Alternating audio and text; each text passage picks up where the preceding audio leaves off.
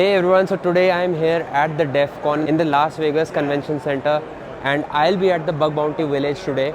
So I am planning to interview a lot of people about how they hack and ask them a lot of interesting questions.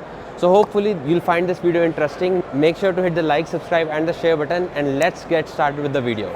Hi Justin, it's nice to meet you. Nice to meet you too, man. Thank you for inviting me on this video. We've been having a fun time out here. Yeah, man, of course. I mean, I was waiting for this moment to have you on the channel. And you are having a talk for the Bug Bounty Village as well? Yeah, I am. Yeah, I'm doing two. I'm doing one on the creator stage on top war stories. So that's just going to be some of the most impressive crits I've found over the past 2 years in Bug Bounty.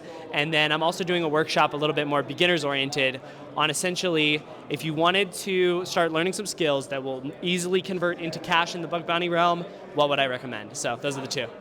Awesome. I'm really excited for your talk. And I'm curious to know your thoughts on what do you think AI has an impact on bug bounties? Yeah, well, I mean, it's already really revolutionized my flow, just being able to quickly model stuff out in Python and not have to spend as much time writing exploits, but I can just describe what I need. So obviously that's had a huge impact. I would say from the fully autonomous perspective, I don't think the Expo guys might disagree with me, but I don't think we're going to be there anytime soon. I think the best route is to work on human augmented stuff, where humans can say, hey, listen, there's something funky here, fuzz this in a smart way. Like an AI could. So that's kind of where I think it'll integrate in. And do you believe that jobs of full-time bug bounty hunters are in danger? Man, see, there's always going to be jobs for hackers, man. That's our job, is to outsmart the tech, right? It might get harder, but it's not going away. Okay, one last question. Rate the following vulnerability in your liking-wise. One being the most favorite and third being the least favorite among these options. So I'll give you the options. Okay. Yeah, the first one is SSRF, second one is XSS, and third one is CSRF. XSS, SSRF, CSRF. How do you feel about the Bug Bounty Village? The Bug Bounty Village is great. I think it's a huge initiative by DEFCON, especially run by Ariel and Harley. They did an amazing job to set up everything, so happy to participate. And yeah, we need to represent the bug bounty field in cybersecurity. And let's say for the rest of your life you could hunt only for client-side or server-side bugs. Which one would you choose and why? Oh man, that's super complicated. I'll go with server-side because I have a huge focus on software supply chain vulnerabilities. That's something I really like. So this is happening on the back end. All right, awesome. And what are your thoughts on AI and bug bounties? My thoughts on AI and bug bounties, I think AI is going to be huge. It is already, like we've seen ChatGPT and OpenAI came in the industry like 2 years ago, something like that, and like everyone is now using it, right? And so I think it's going to be amazing to use as a tool to help hunters to expand their knowledge, to expand their capacity into finding vulnerabilities.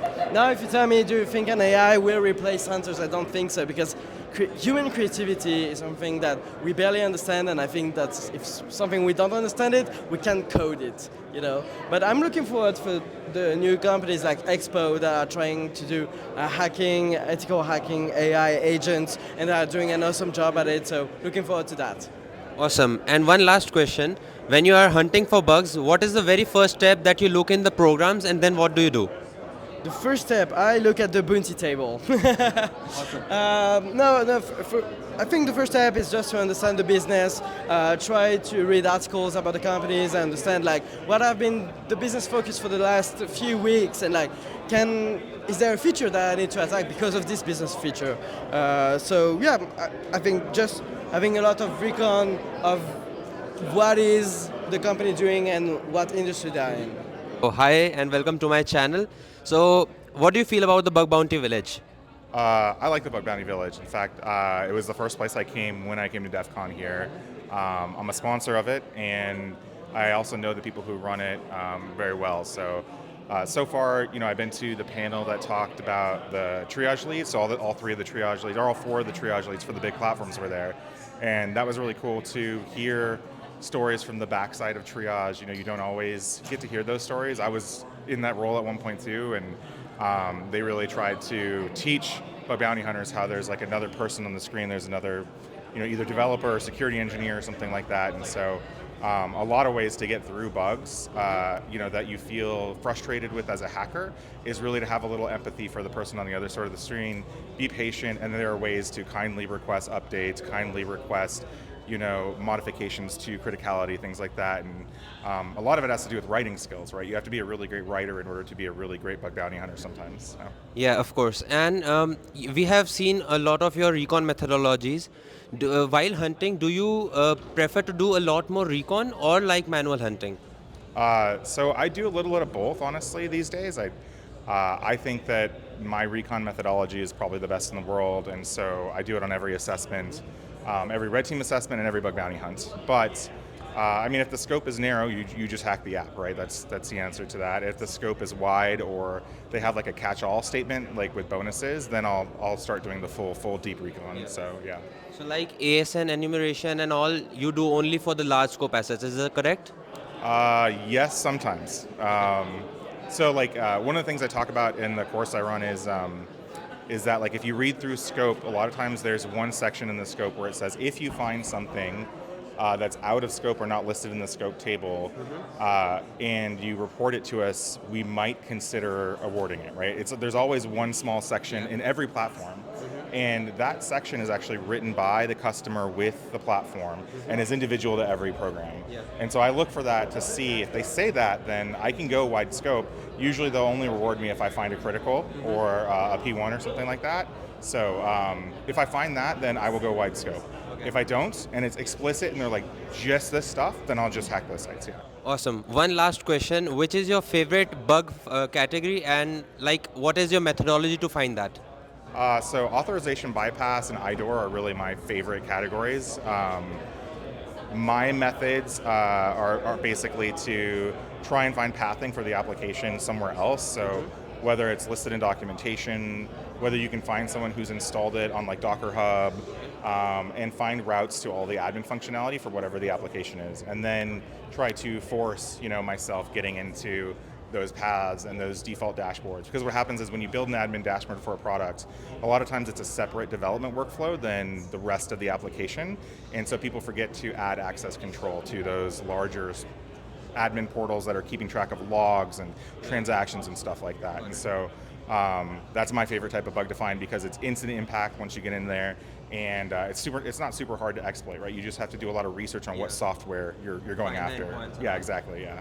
Is this your first time in US as well? Oh yeah. Sorry, go ahead. And how is like everything like Vegas? What is the vibe like? It's very intense. But I mean, like within 2 or 3 days, it gets overwhelming after a point. But you end up getting your downtime eventually.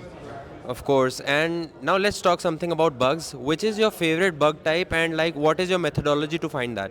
I think I would say XSS because most of the time it's like there's a stereotype that it's usually a medium severity bug, but it can either go to high or critical given the context of an application. So yeah, like it's just fun chaining very minute things to make it an account takeover or organization takeover. Okay, and let's say if there are a lot of JS files in a application, I am assuming you hunt for a lot of JS related bugs, right? So what kind of information leaks are you looking for when you read the JS files? Yeah, so mostly these are API keys, the secret keys, I would say, and the most important is the API paths, because every API call that is made to the server, it must be present in the JavaScript code, right? So you can just search for some methods like exeos dot or xhr dot or fetch calls, and then you can get a lot of API calls for those things.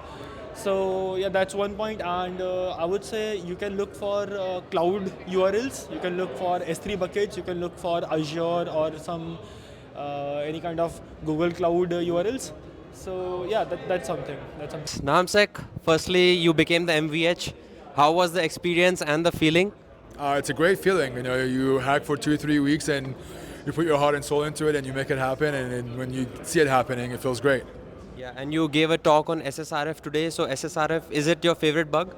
It used to be, but I think it's just it's becoming harder and harder and a lot more work. I think it's probably one of my most favorite server-side vulns, but I think there are other cool techniques and research that's coming out. All right. So walk us through your when you open your laptop for bug hunting, what do you do the first thing? I open it and I shut it down immediately, and I tell myself it's a bad idea. No, it depends. Like, if I'm hacking on a bug bounty program that I have data on, it's like go look at my old reports. It all depends on what I'm doing, but usually it's opening up your Kaido, your whatever tool you use, some really good music on Spotify, and then just scrolling endlessly until you find a program to hack on. Awesome. And one last question. So rate the following vulnerabilities according to your liking: SSRF, XSS, and CSRF. I love XSS. It's so fun being able to just try. It's like a puzzle with me for XSS. Yeah. SSRF is second because it's just the most impactful like server-side vulnerability you can find, and it's a very big tie between the two. But it's really fun to get SSRF where you can see the internals, and then CSRF is like not even 3. It's like it's way down down there. If you are given a choice to hunt between just client-side bugs or server-side bugs, which would you choose and why? I mean, if it's only just between client side and server side, I would obviously pick client side. Though I am trying to diversify a bit lately and also look for a few server side bugs. But yeah, I mostly are client side. Okay, and also you are really good at finding post-message XSS bugs. You have recently had success with them. So what's like a trick to it? So let's say if there's a beginner who is learning post-message XSS and there are a lot of variables like obfuscated code. So what's like your advice and how to approach it? That's a tricky part. It takes a lot of practice to get to know how to read minified JavaScript code.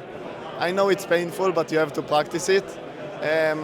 I think the biggest tip would be to use dynamic analysis as much as you can. Set breakpoints, look at the values of variables. It's way easier to see what the variables do when you actually know what's in them. So that's my tip for you. But you'll get there. It takes a lot of practice, but you'll get there. And are there any good resources to learn how to, deal with developer tools and learn JavaScript? How to what? How to use developer tools? Yeah. It's pretty straightforward. It's definitely, there are a few quirks to it. I did give a few tips on dev tools that apparently a lot of people liked on the Critical Thinking podcast. So you can check that out if you want to.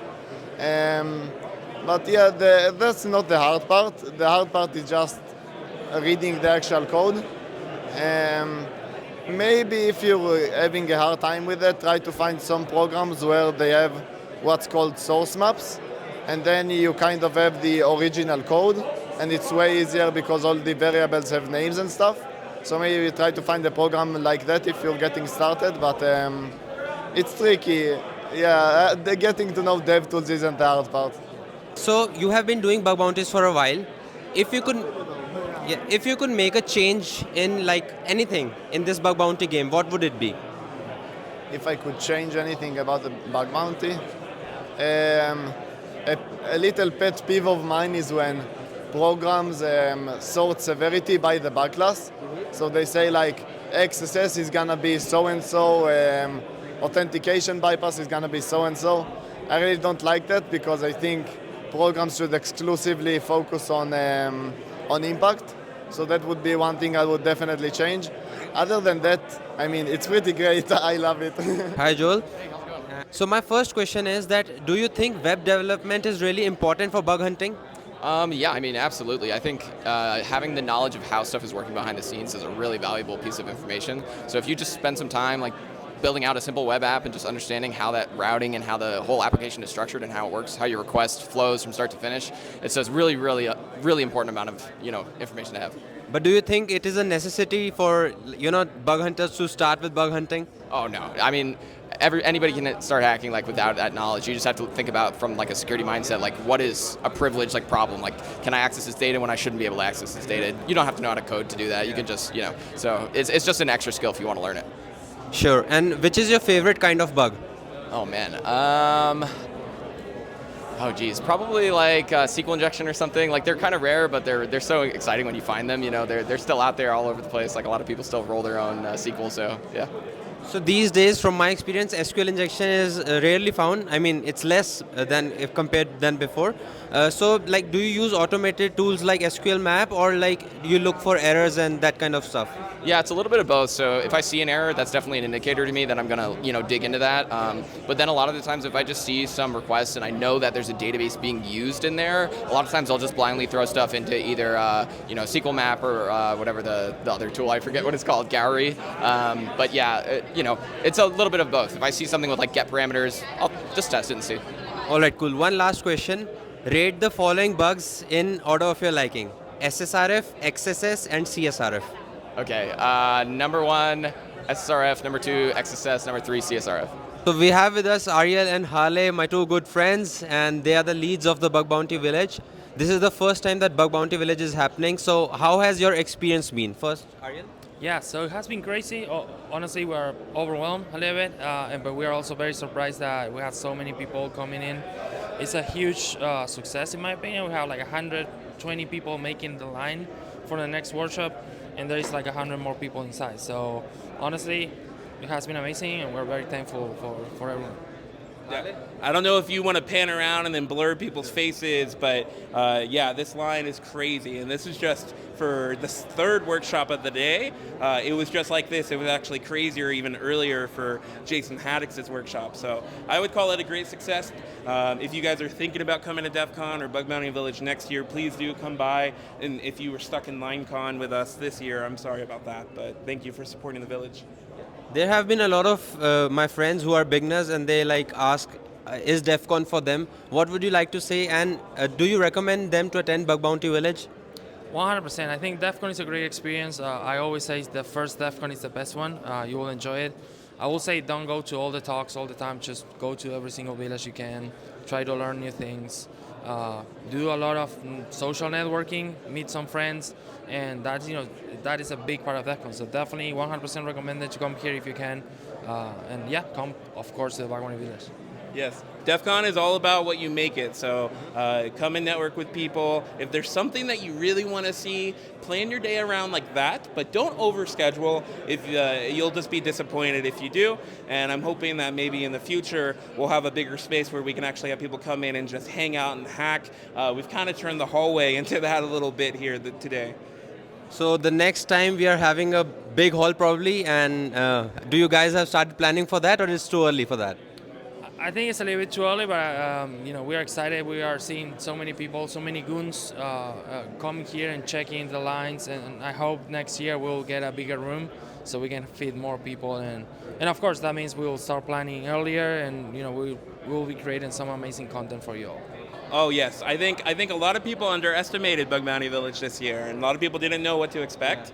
And so now that we've proven, that this is going to be a massive success, and it's only going to grow because people are going to talk about it and tell their friends. And I think this is great for Bug Bounty as a whole. Now Bug Bounty has an official home at DEF CON, and instead of having to kind of spread throughout all the other villages, we can now actually have a home for people.